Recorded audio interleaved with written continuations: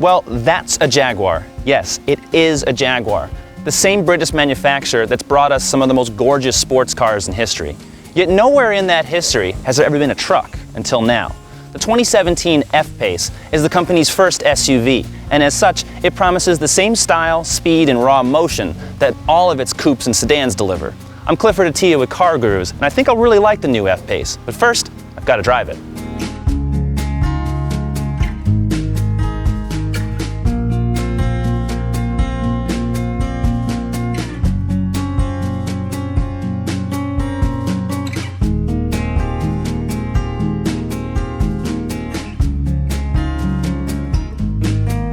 So the F-Pace has a really rakish silhouette, and that's by no accident at all. Designer Ian Callum, he's been with Jaguar since about 1999. He's responsible for the XK Coupe, the current F-Type Coupe and Roadster. He's even designed the Aston Martin DB7 and DB9. This model, of course, looks absolutely incredible. It's just everywhere from tail to nose. It's stunning. And if you look at the back, you can see there's a lot of F-Type influence from those taillights, how they kind of curve and dip down, all the way to that character line on the side. There's just a lot of nice accents going on in this car, and they're not overdone at all, so I think it's going to age really nicely. So unlike the Range Rover, the F-Pace, you sit a bit lower. You're not on top of the world, so to speak, when you're in this bus chair like you'd feel in the Range Rover. You can really, in those vehicles, you can see almost everything around you. The Jaguar is more sporty, so it's not meant to be like a traditional SUV. It's more like a Porsche Cayenne in that regard. And you do sit a bit lower, and the dash is a bit higher, so you don't feel like you ride on top of the car, you're riding in it. So the F-Pace comes standard with a 3-liter supercharged V6. That's 340 horsepower and 332 pound-feet of torque.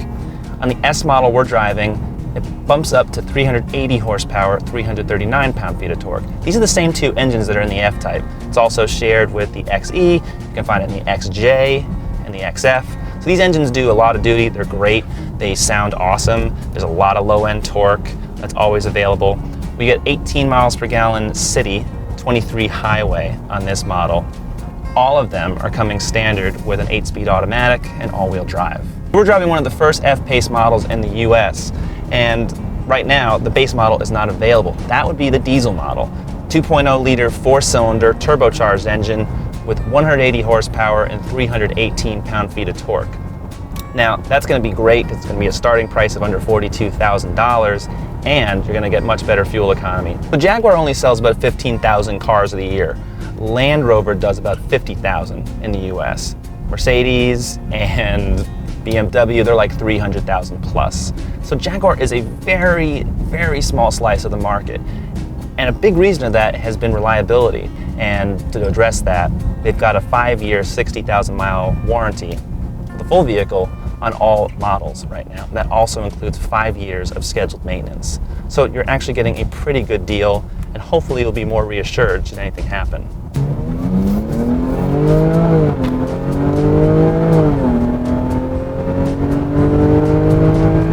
Now that sounds pretty awesome. It sounds way louder, actually, I think, in the F-Pace than the XF. I think that's because this open cabin, all that induction noise just gets right in. It's a fantastic engine, it really is. And there's no artificial sound coming in through the stereo like you'll see in a lot of other premium brands, where they try to filter this stuff and they make it synthesized. This is all natural. So if this kind of performance isn't enough for you, you're going to have to wait another year when the R model comes out. That will definitely have a supercharged V8 if you really think you need more than 380 horsepower. But I would suspect after driving the S, you won't. Even though this car is 4,100 pounds, it does move pretty well.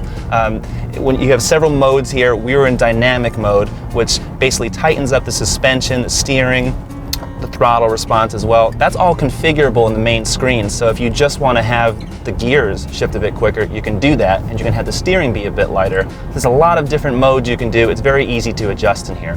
One of the F-Pace's strongest traits is, of course, handling.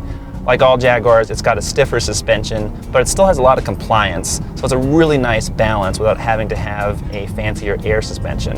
And the steering is great. It's electrically assisted, but it's very accurate. It feels honestly very similar to what you have in the F-Type and across Jaguar's lineup. They're just really, really well tuned. We're riding, however, on the 22-inch wheels. Those are a $4,000 upgrade. Also includes Pirelli P0 rubber. Those are very, very aggressive sports car-like tires. Now, that does suffer a bit over some hard expansion joints and other bumps. It kind of thwacks and you kind of really feel it. It's a bit jarring. I drove the one with the 19-inch tires and I had a much better balance, so I'd recommend those if you live where we live in New England. So when you're not on the gas, the F-Pace is actually nice and quiet in here. We've done a lot with noise insulation, and this transmission always, upshifts a bit early, and it really is nice and quiet in here. And the F-Pace I'm driving, a lot of red and black. My grandfather calls this the fire engine, and I think he's right about it because it's very, very bright in here. This is an option, of course. You can have the regular black leather. I rather like it. It's kind of cool. You got this really interesting aluminum trim with this kind of black netting finish in there. Really nice. Not a nice aluminum accents. You get leather on the dash with red stitching, contrasting everywhere. We have this Alcantara, which is that micro suede material all up in here. It's super soft. So basically everywhere you're touching is really nice. Our car with this climate pack has 4-zone climate control, which is almost kind of overkill in a regular SUV, but it's quite nice. We also have heated and cool seats at all 4 outboard positions as well. So if you do just want to relax and not hear the F-Pace's glorious engine soundtrack, you can just turn on the Meridian Stereo. Meridian is a UK manufacturer of really high-end stereo equipment. I have to say it sounds really nice, especially in the Range Rover models. These models in the Jaguar F-Pace are not quite to that same level, but they're really nice. They all come standard. The one we have has some higher wattage, more speakers. You can also select between 3 different surround sound modes. So you got DTS and Dolby Pro Logic, and then the Meridian specific one. So if you're an audiophile, you really want to have a stereo like this. Every F-Pace has a panoramic moonroof as standard, and unlike some cars, this actually has an openable section. So when you hit it, it actually won't just tilt open, it will go all the way back. So it's quite nice for that. And it also has a netting that comes over to block some of the sun when you don't want to see that huge portion of glass. We have some optional driver assist features. We got the adaptive cruise control, forward collision alert, autonomous braking, and lane departure alert, and lane keep assist. This is Jaguar's In Control Touch Pro, which is a long way of saying they've improved a very bad infotainment system into something usable. Now it's a lot faster, it's a lot more logical, it's just great. There's a few bugs here and there because it is still new, and by bugs I just mean that occasionally a CD won't play or a menu won't open, but again, this is a system that's going to be updated throughout the car's life, and remember, there is that 5-year warranty. All of the major controls are always at the bottom of the screen here, so you can go between navigation and phone, and media, and climate.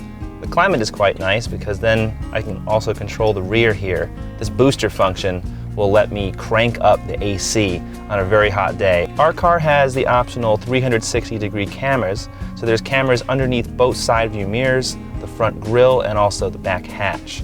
Click on some of these icons here. The front fender here, as you can see, I can avoid some rocks. And the little fun things here, it's got a G meter. It'll tell you how much throttle and gas you're putting on the engine. And there's even a stopwatch for when you just want to race someone to Williams and Sonoma. There are so many luxury SUVs in the market right now, but look at this one. I mean, come on. The F-Pace is hot. It drives like a sports car, yet it still provides the space and utility people need in a midsize SUV. I really want an F-Type coupe. That's Jaguar's sports car. But the F-Pace fits my dog and 2 other people in total comfort. And the price, starting at just under $43,000, is a real deal. For more information on the F-Pace, check out my full review at CarGurus.com, subscribe to our YouTube channel, and leave a comment below because we'd like to know, does the F-Pace truly compete with the Porsche Cayenne and BMW X5?